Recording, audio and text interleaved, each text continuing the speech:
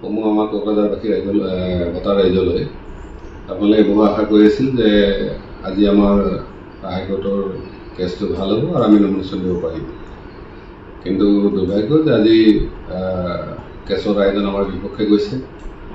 আমি মহামান্য আদালতক আমি শ্ৰদ্ধা সন্মান কৰোঁ।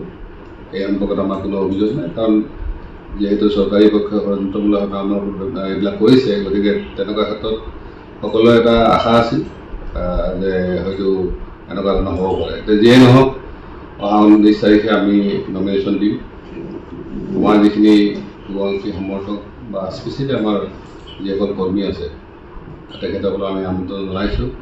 আমি আশা কৰিছোঁ যে অহাকালি নমিনেশ্যনৰ পিছত 20 তাৰিখত যদি স্কুটিনিত নৱকৰণীয়া ষ্টে নহয় এজ এ MP কেণ্ডিডেট হিচাপে, তেতিয়াহ'লে নিশ্চিতভাৱে আমি এই ৰাজনৈতিক সংগ্ৰামখন আগবঢ়াই লৈ যাব পাৰিম।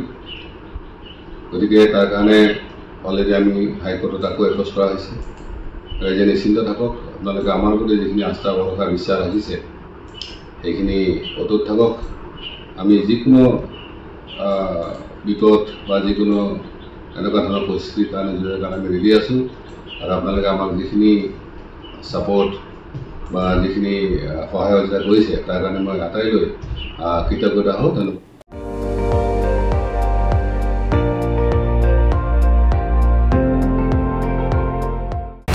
আপুনি চাই আছে ND24, সৰ্বশ্ৰেষ্ঠ নহয় সৰ্বোত্তমৰ দৌৰ।